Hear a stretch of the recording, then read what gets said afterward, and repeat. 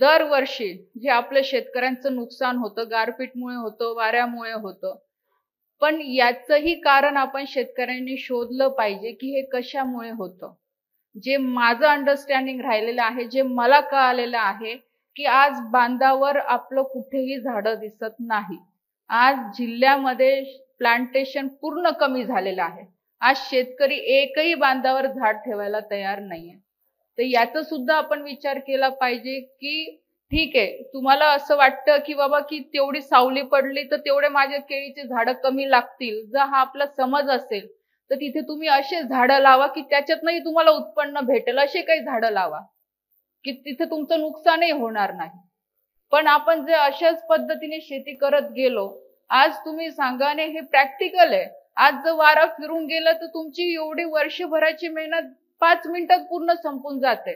ठीक आहे, सरकार मदत करते पीक विम्याच्या माध्यमातून करून करून किती करते. आज शेतकरी 3-4 वर्ष मागे चालला जातो. तर याच्यावरही आपण विचार केला गेला पाहिजे, की प्लांटेशन जेवढं जास्त करता येईल. ठीक आहे, बांधावर नका लावू. रोडच्या साईडला तर लावा. सगळं सरकारच नाही करू शकत. काही जबाबदारी आपण सुद्धा सगळ्यांनी घेतली पाहिजे, की बाबा माझं शेत आहे तर माझ्या शेताच्या बाहेर जो रोड आहे, जेवढी जागा आहे, पावसाळ्यात मी तिथे 10 झाडं लावून टाकतो. काय फरक पडतो? पाणी तर तिथे आहे. खत तुम्ही तुमच्या तिथे पिकांना टाकता थोडंसं खत, त्या झाडाला पण टाकून द्या. शेवटी प्रोटेक्शन तर तुमचंच होणार आहे.